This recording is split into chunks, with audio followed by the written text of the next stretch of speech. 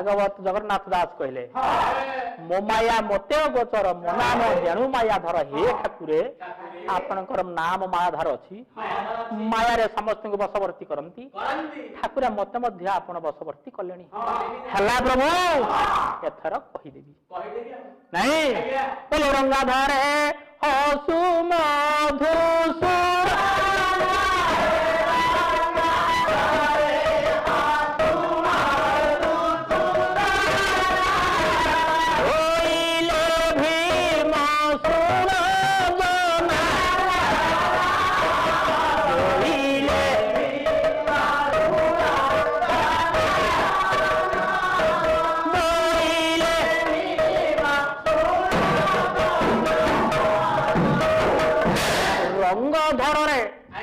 कृष्णंकर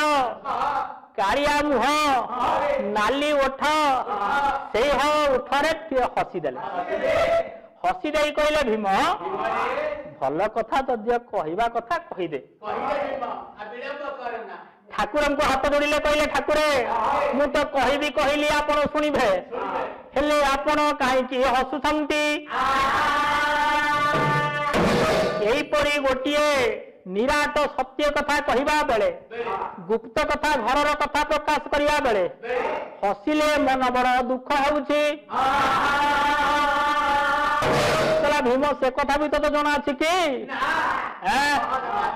कहले नाही प्रभु सुन ये सबु जगह हसंती नाही शास्त्र कहे शास्त्र साहित्य दर्पण कहूछि के सभा मध्य आवर हो पड़ना राठारे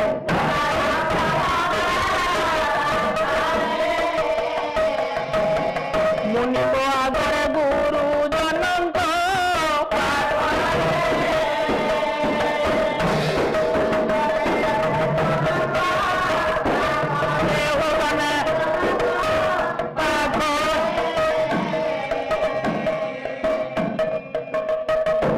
को पाखरे हो बने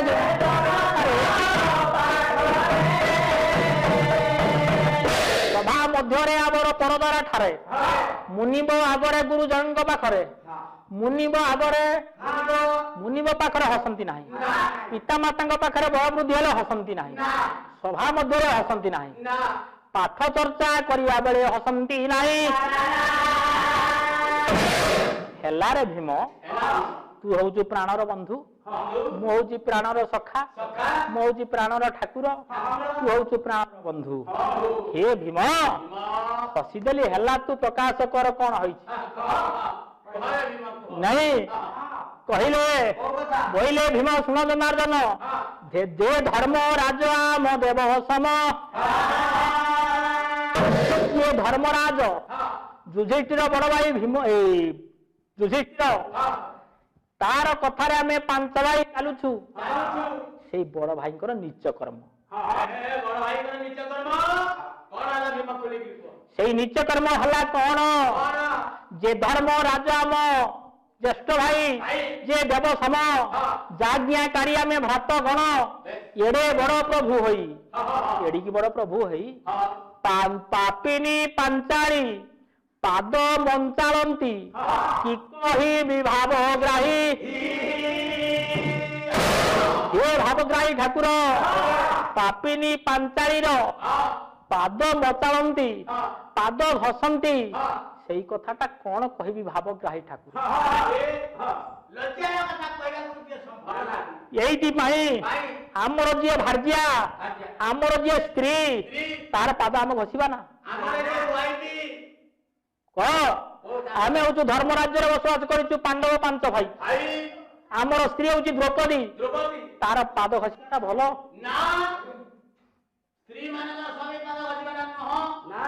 आमर बड़ भाई स्त्री पाद घसवा भल ना कालिया ठाकुर भीम कालिया ठाकुर जानिले ए भीमटा मूर्ख द्रौपदी की स्त्री बोली चिन्हिची द्रौपदी की आउ कौन बोली से जानी नहीं तेणु आज ये विषय वस्तु ये महाभारत द्रौपदी किए भल भाव भीम को चिन्हाई देवी मने मने यही कथा कल्पना कले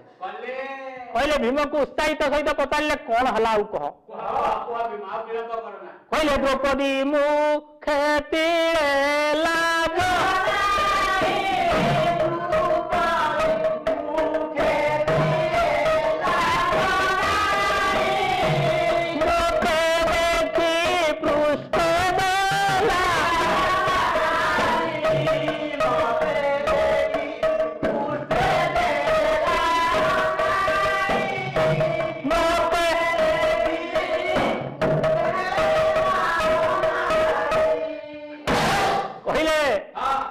कौन कहि द्रौपदी मोर लाज नाई मुझे झरका फांकर जाऊँ आर पट ये पार्श्वे अच्छा गजदंत पलंक शोचती द्रौपदी तार पाद दीटा बड़ भाई युधिष्ठिर थुआई थोईकी बड़ भाई घसुंट मुझे से पट जाऊँ झरका आर पट झरका फांकरे द्रौपदी मुह मो मुह पड़गला मु हूँ द्रौपदी द्वितीय स्वामी बड़ भाई अच्छा द्रौपदी से कौन करने कथा टे मुहटा अवनत करने कथा लज्जा करने कथा आज्ञा भितर थाई आज्ञा हाथ धोई गंध दोषे मो आड़ को चाहिए मंद मंद हसीदेला से हसीदेला मत बड़ बाधिला बड़ भाई नथिले ताकू गोटे ब्रह्मचापुड़ा मारी था अलक्षणी द्रौपदी यही राज्य में मु रही ना बड़ भाई को चाहिए ना द्रौपदी मुख दर्शन करी ना यही ठारू हस्तिनाकटक को फेरबी ना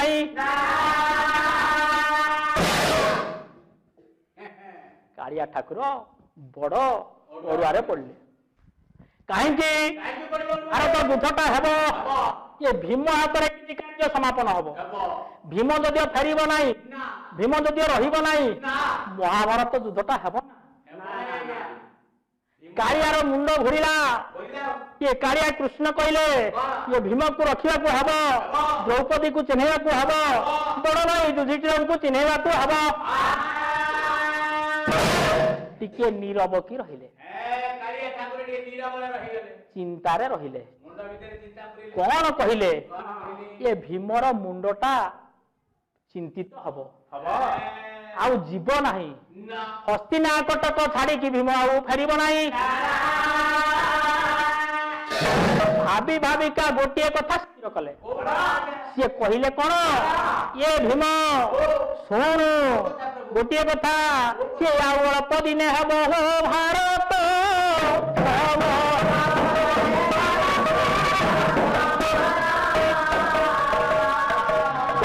पांडव मध्य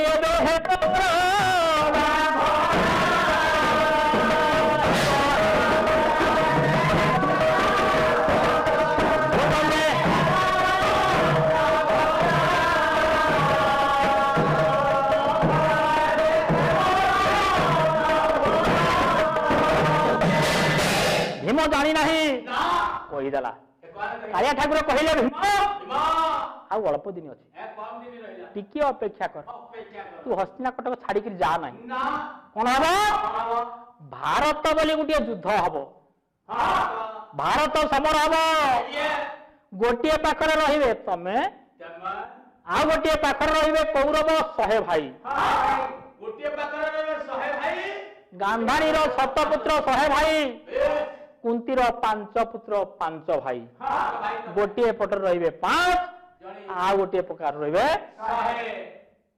सेई मानकर मध्य युद्धटा हम सेईटा हम महाभारत युद्ध एति कहिसंती जदियो पांडव आ कौरव पक्षरे हेब आम मानकर जीता पटटा रहिबो तो आमे माने आमे बंचिबु तो मुंडरे पशिला भीमर कालिया तो कहउछंती आदि ठारू अंतर हबे आदि ठारू पांडव मानकु सहाय्य करिवे नाही पांडव दल रहिबे नाही पांडव को कहिबे नाही पांडव ठारू खाइबे नाही पांडव मानकर निकट को जीवे नाही तेरे कालिया बिना ये पांडव पांच भाई बंचिबे तो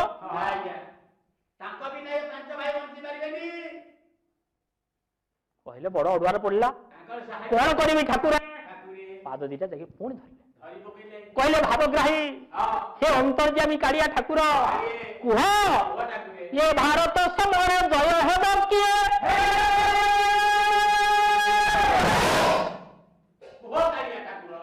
कुह ये भारत युद्धरे किए जय हम से कथा न कहले मु छाड़बी ना कथाटा देखंतु ये द्वापर जुगरु राजनीतिटा आरंभ हला कथाटा कृष्ण कहउछंती कथाटा बुझी हेउ नाही ठीक कथाटा कहउछंती हेले पांडव पांच भाई बुझी पारु नाहंती भीम बुझी पारु नाही राजनीतिटा सृष्टि कले कृष्ण से कहले हे भीम सुनो अरे तमारे धर्म कर जय सुनी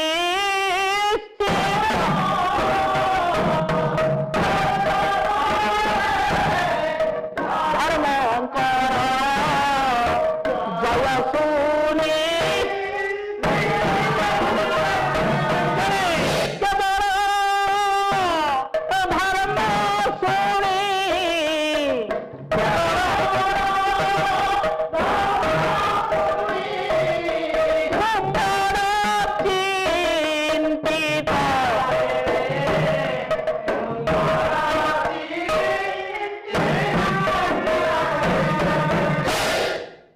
खोला खोली कथार भीम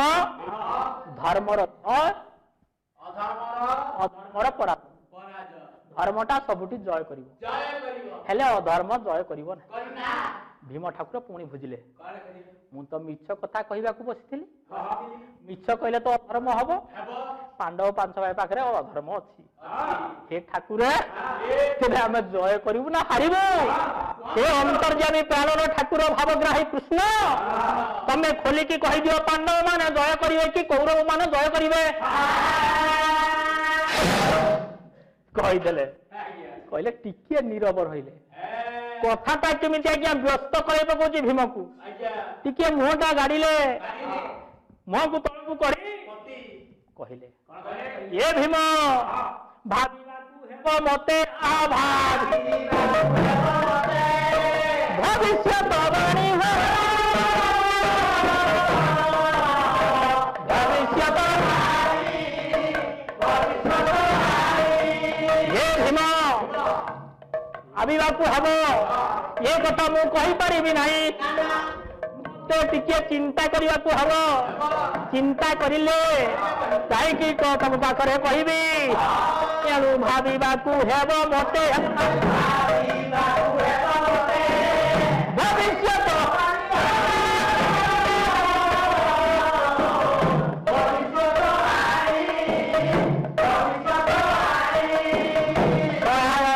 कि नहीं सहाय है कि नहीं है कि नहीं समर के जानी हो समर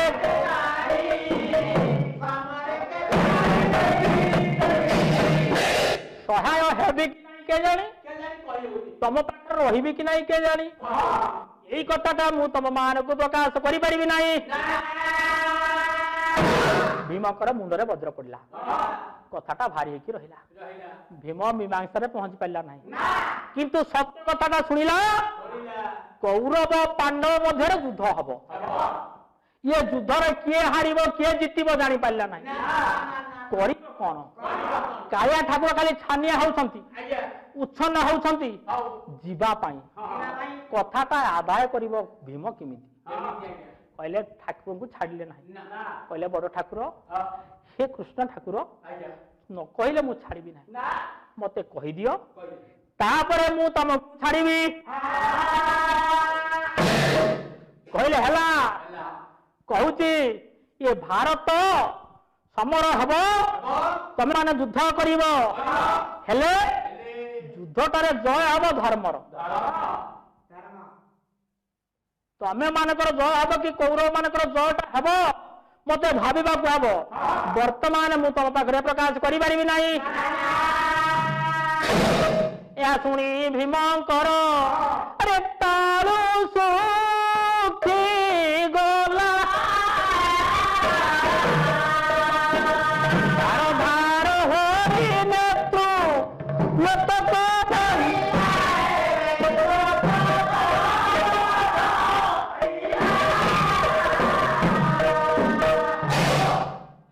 कहले हा शुणी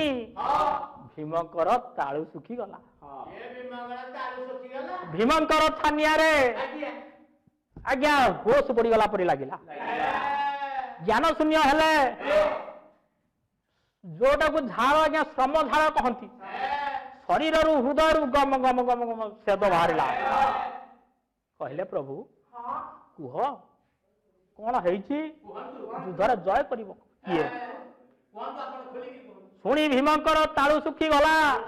धार धार होई नेत्रु लोतक झरिला। नयनरु लोतक धार झरिला। भीम बसिकी कांदिले आउ जाई पाले नहीं आगकू करिवे कौन? हे ठाकुरे किछि समय परे कृष्ण कहले चिंतामग्न हेले कृष्ण कहे भीमसेन चिंतार व्यतिव्यस्त होई भीम को डाकिले कहले ए भीमा हे वृपधर सुन तू तो हस्तिना कटकर जेती अन्न खाई नाश करुचु ध्वंस करुचु। पांच भाई जेती खाउचंती ना चारि भाई जेती खाउचंती तू एकुटिया खाउचु सेती सबुतिरे तोर अधिकार हेले तोर अधिकार शुणिबार किछि नाही। तू तो द्रौपदी के जानी पालु नहीं बड़ ठाकुर युधिष्ठिर के जानी पालु नहीं एक तो जानी कि तोर लाभ नहीं एणु तू आउ एक जाना चिंता कर ना। चिंता मग्न हेले कृष्ण कहे भीमसेन जा आज्ञा करिवे प्रभु करिबी पण मु खाउची अधिकार सोची अधिकार काम करूची अधिकार हेले प्रभु आज जो काम करिवो कहिवो मु सेही काम निश्चय करिबी। तथापि मु जानिबा को चाहे युद्धर जय करिवो किए? कहंतु ठाकुरे आपण जो कथा कहले से कथा करिया को बाध्य एतिए मोर संदेह रहिला कालिया हसे जय करिवो कि नै? कालिया ठाकुर हसिले भीम एई थर ज्ञान पसिला टिके टिके पसिला एई थर चेता पसिला नहीं तू छानिया होउतलु हस्तिनागढ़ को फेरबी नहीं भाई को कथा कहबी नहीं द्रौपदी रो मुह देखिबी नहीं बोली किंतु वर्तमान छानिया हो किए युद्धर जय करिवो। सुन सुन सुन सुन को कथा अरे बोइले माधव हस्तिनार पूर्व दिगे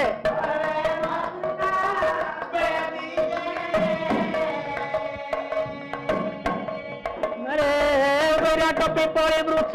श्मशान भागे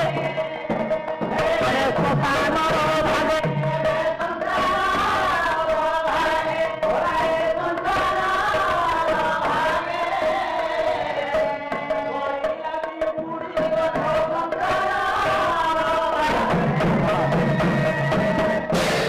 कहले विराट पिपली वृक्ष प्राय शिमुली गछटा को कहती कहले हस्तिना कटकर पूर्व दिगरे आमर बिंदा गाँव पूर्व दिगरे अच्छी गोटे श्मशान पड़िया निकट पटिल ग्रामर उत्तर में गोटे विराट मशाणी पड़िया अच्छी हस्तिना कटकर पूर्व दिगरे गोटे श्मशान पड़िया अच्छी से श्मशान पड़िया गोटे बड़ विराट पिपली वृक्षटे अच्छी बड़ गछटी अच्छी से गछ मूल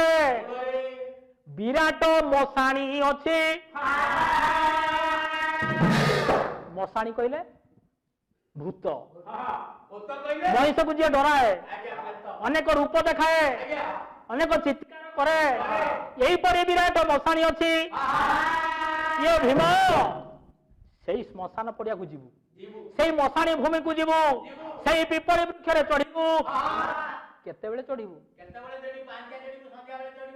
କହିଲା ଯୋଉ ଦିନ ଆଜି ଆଜ୍ଞା ଆଜି ହଉଛି ଅମାବାସ୍ୟା ତିଥି ଅମାବାସ୍ୟା ରାତ୍ରି ଆଜି ରାତିରେ ସେଇ ଶ୍ମଶାନକୁ ଯିବୁ ସେଇ ବିପଳି ଗଛରେ ଚଢିବୁ ଉପରେ ବସିବୁ ରାତି ଯାକ ଚାହିଁକି ବସିବୁ ଯାହା ଘଟଣା ସବୁ ଦେଖିବୁ ଆଜ୍ଞା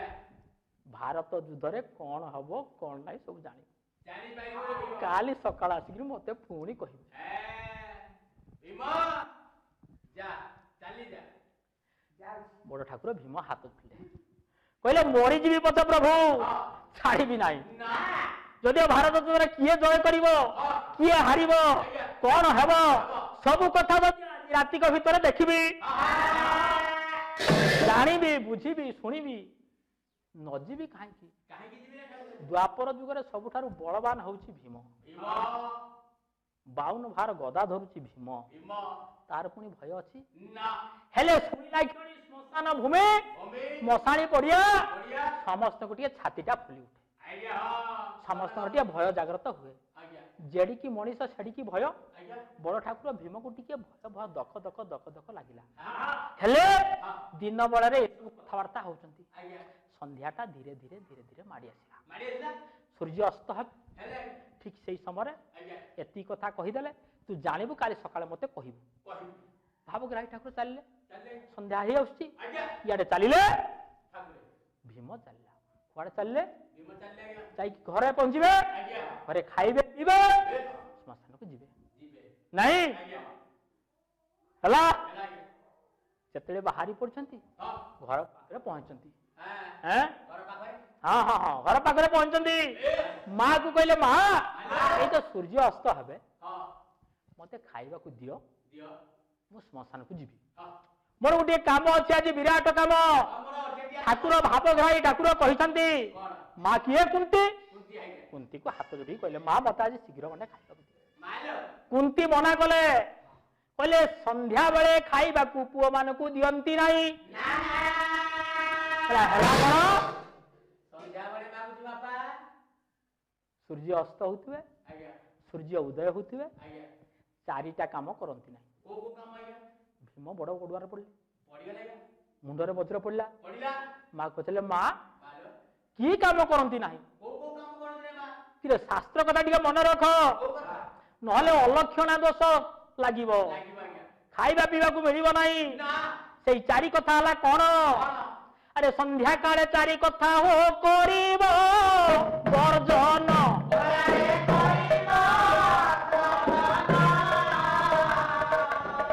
ନିଦ୍ରା ବିଦ୍ୟା ଆହାର ଯେ ଆବର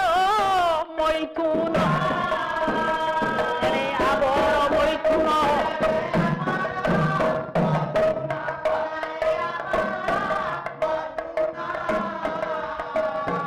ନିଦ୍ରା ବିଦ୍ୟା ଆହାର ଯେ ଆବର ଚାରିଟା କାମ ସନ୍ଧ୍ୟା ବେଳେ କରନ୍ତି ନାହିଁ ସକାଳ ବେଳେ ସକାଳ କହିଲେ ଆଜ୍ଞା ବେଳ ସୂର୍ଯ୍ୟ 8ଟା 10ଟା ପର୍ଯ୍ୟନ୍ତ କି ନା ସୂର୍ଯ୍ୟ ଅସ୍ତ ହଉଥିବେ ସୂର୍ଯ୍ୟ ଉଦୟ ହଉଥିବେ ଚାରିଟା କାମ କରିବ ନାହିଁ କରିବ ଶାସ୍ତ୍ର କହୁଛି କହୁଛି ଆଜ୍ଞା ଏଇଥିପାଇଁ ଭଲ ହଉ ମନ୍ଦ ହଉ ପାଲା ଗାୟକ ମାନଙ୍କ ପାଖରୁ ପାଲା ଶୁଣନ୍ତି ଆଜ୍ଞା କିଛି କଥା ଶିଖିବା ପାଇଁ କିଛି କଥା ସେଇ କଥା ହେଲା କଣ ଚାରିଟା କଥା କହିଲା ଆହାର ଆହାର ଖାଆନ୍ତି ନାହିଁ ନା ଖାଆନ୍ତି ନା ସେ ଉପାସ ବିଦ୍ୟା ବିଦ୍ୟା ପାଠ ପଢନ୍ତି ନାହିଁ ସନ୍ଧ୍ୟାବେଳେ ଛୁଆ ପାଠ ପଢିବନି କେତେବେଳେ ସୂର୍ଯ୍ୟ ଅସ୍ତ ବେଳେ ସନ୍ଧ୍ୟା ବେଳେ କହିଲେ ରାତି 8-9 ପର୍ଯ୍ୟନ୍ତ କିଏ ନା ସୂର୍ଯ୍ୟଟା ଅସ୍ତ ହଉଥିବ ଆଜ୍ଞା ପାଠ ପଢିବ ନାହିଁ ନା ଖାଇବ ନାହିଁ ନା ନିଦ୍ରା ନିଦ୍ରା ଶୋଇବନି ଶୋଇବ ନାହିଁ ବଡ କଥାଟା ନିଦ୍ରା ଆଜ୍ଞା ନିଦ୍ରା ବିଦ୍ୟା ଆହାର ଯେ ଆବର ମୈଥୁନ ମୈଥୁନ ମୈଥୁନ କହିଲେ ସ୍ୱାମୀ ସ୍ତ୍ରୀ ସଙ୍ଗମ କ୍ରିୟା କରିବ ନାହିଁ ହେବନି ରେ ବାପା ଏଇ ଚାରିଟା କାମ କରନ୍ତି ନାହିଁ ନା ବଡ ଠାକୁର ଭୀମ କହିଲେ ମା ମାଲ ଏ କଥା ମତେ ଅଜ୍ଞ ଅଜ୍ଞ ମୁଁ ଜାଣିନି ଏ କଥା ମୁଁ ଜାଣି ନାହିଁ ନା ମା କାହିଁକି ଖାଆନ୍ତି ନାହିଁ ମତେ କହ କହ ମା ଭାତ ଖାଇଲେ କଣ ହବ ଭାତ ଖାଇଲେ ପେଟ ଅନ୍ନ ନ ଖାଇଲେ ତ ମରିବେ ଲୋକ ଭାତ ନ ଖାଇଲେ ଲୋକ ମରିଯିବେ ସବୁ କହିଲା ଆହାରରେ ଖାଇଲେ ନା ସନ୍ଧ୍ୟା ବେଳେ ଖାଇଲେ ଅଲକ୍ଷଣା ଦୋଷ ଲାଗେ ଲାଗେ ଲକ୍ଷ୍ୟ ଆୟୋଜନ କଲେ ପକ୍ଷକୁ ନିହଣ୍ଟ ହେବ 1,00,000 ଟଙ୍କା ଆୟୋଜନ କଲେ ପକ୍ଷେ 15 ଦିନରେ ସରିଯିବ ସାରେ ଲକ୍ଷେ ଟଙ୍କା 15 ଦିନରେ ସରିଯିବ ହଁ ଏଣୁ ଆହାର ଖାଇବ ନାହିଁ ନା ଆହାରେ ହଁ ବିଦ୍ୟା ବିଦ୍ୟା ବିଦ୍ୟା ପାଠ ପଢିବ ନାହିଁ କଣ ପାଇଁ କଣ ପାଇଁ? ନା ସୂର୍ଯ୍ୟ ଉଦୟ ବେଳେ ସୂର୍ଯ୍ୟ ଅସ୍ତ ବେଳେ ପାଠ ପଢିଲେ ମୂର୍ଖତା ଦୋଷ ଲାଗେ। ଆଜି ମା ବାପା ଶିଖିଥିବ କାଲିକି ମନରେ ନଥିବ। ନା 1 1 2 ବୋଲି ମିଶାଣ ଶିଖିଥିବ କାଲି 1 1 5 ବୋଲି କହିବ। କହିବ ମନେ ରହିବ ନା ସେଇ ସମୟରେ ପାଠ ପଢିଲେ ମୂର୍ଖତା ଦୋଷ ଲଗେ ପାଠ ମନରେ ରହିବ ନାହିଁ। ଗଲା 2 ଦୁଇ ନିଦ୍ରା ନିଦ୍ରାରେ ଆଜ୍ଞା ନିଦ୍ରାରେ ରୋଗ ଜାତ ସେଇ ସମୟରେ ଶୋଇଲେ ରୋଗଜାତ ବିଭିନ୍ନ ପ୍ରକାର ରୋଗ ହେବ। ଆଜ୍ଞା ଏଇଥିପାଇଁ ଶାସ୍ତ୍ର କହୁଛି କଣ ଆରେ ଶରୀର ନୁହେଁ ଏ ତ ରୋଗ ଭଣ୍ଡାର ଏଇ ଶରୀର ନୁହେଁ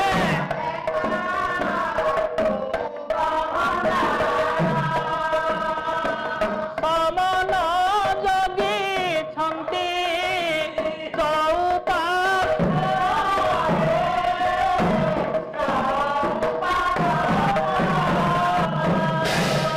এইଥିପାଇଁ କବି କହିଛନ୍ତି କଣ କହିଲେ এইଟା ଶରୀର ନୁହେଁ ନା এইଟା ଦେହ ନୁହଁ ଏଟା ରୋଗ ଭଣ୍ଡାର ଯାଉଛି ରୋଗର ଭଣ୍ଡାର। ଭଣ୍ଡାର ଘର ଗନ୍ତା ଘର 64 ରୋଗ ରୋଗ ଦେହ ଭିତରେ ଅଛି। ଅଛନ୍ତି ତମେ ଯଦି ସେଇ କାମ କରିବ କରିବ ରୋଗ ନିଶ୍ଚୟ ହବ। ସେ କାମ କେବେ କରିବନି ରେ ବାପା ନିଦ୍ରା ଗଲେ ରୋଗ ହବ। ହେବ ମୈଥୁନ ମୈଥୁନ କଣ ସ୍ୱାମୀ ସ୍ତ୍ରୀ ମିଳନ ହେଲେ ହେଲେ କଣ ହବ? କଣ ହବ ଆଜ୍ଞା? କୁନ୍ତି କହିଲେ ପୁଅ ପୁଅ এইটা ଗୁରୁତ୍ୱର ବଡ କଥା ଆଜି କହିବିନି କହିଲେ କହିଦଉଛି ହଁ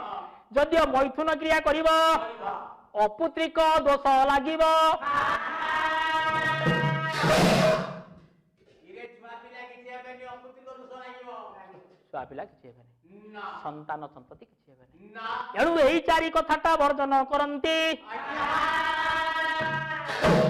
ଭୀମ ଠାକୁର କହିଲେ ଭାଲା ମା ହେଲା ଏଁ? ହେଲା ବାବା ମୁଁ ଖାଇବିନି ଏଁ? ଖାଇବିନି ଆଉ ଟିକେ ସମୟ ଦେ ମୁଁ ଖାଇବି ଏଣୁ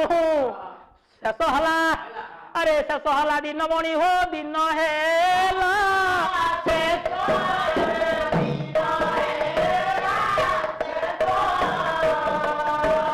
ଆତଇ ରଜନୀ ରାଣୀ ଧରି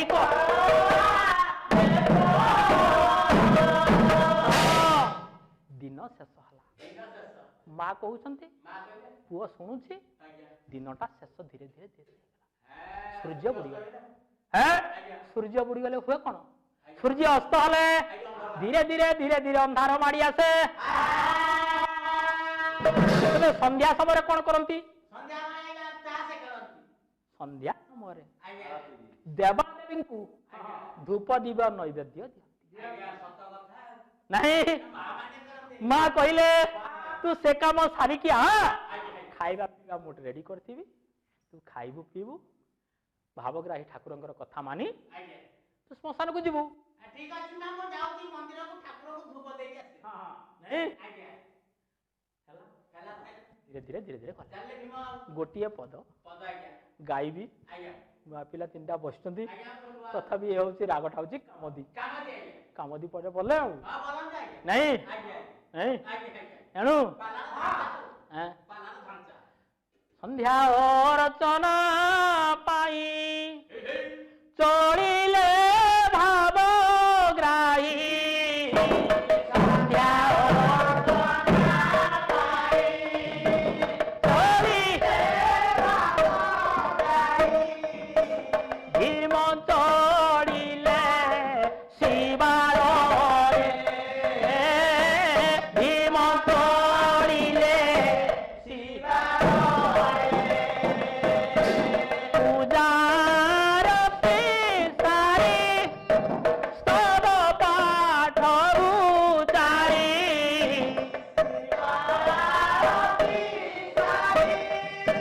ସ୍ତବ ପାଠ ଉଚାରି ଧୀରେ ବୋଳିଲେ ପଦର ହେ ଭୂପଦର ହେ ଭୂପଦର ହେ ଭୂପ অর্পি গৈস্ব বিলোদ হে বরহে বরহে অর্পি ବିପଦ ଡାକନ୍ତି ଦୁଃଖ ହର ଡାକନ୍ତି ଦୁଃଖ ହର ଜୟ ହେ ଆଶୁତୋଷ ପୂର୍ଣ୍ଣ କରମା ଜୟ ହେ ଆଶୁତୋଷ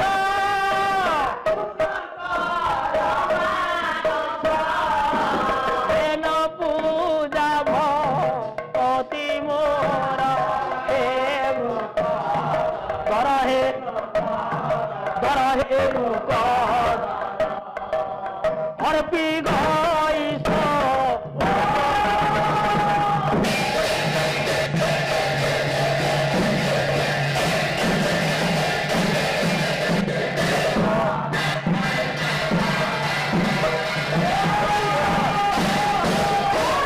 ସନ୍ଧ୍ୟା ସମୟ ସମୟ ଠାକୁର ନିତ୍ୟକର୍ମ ସାରିବା ପାଇଁ ଗଲେ ହଁ ଭୀମ ଠାକୁର ବାହାରିଲେ ବାହାରିଲେ କୋଉଠି ଗଲେ କୋଡିଏ ଆଜ୍ଞା ଶିବ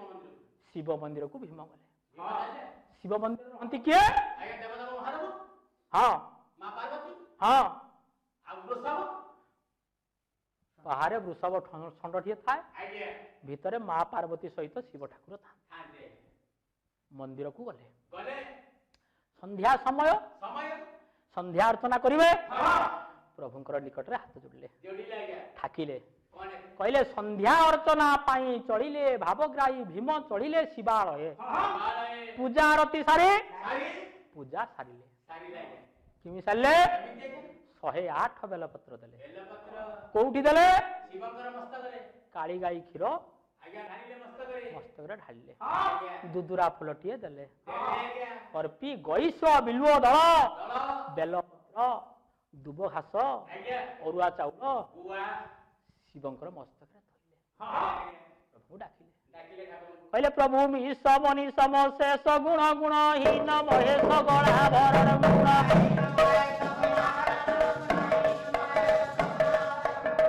ନିଜିତ ଦୁର୍ଜୟ ଦତ୍ୟ ପୁରଂ ପ୍ରଣମାମି ଶିବଂ ଶିବ ପ୍ରଣମାମି ଶିବଂ ଶିବ କଳପତରୁ ପ୍ରଣମାମି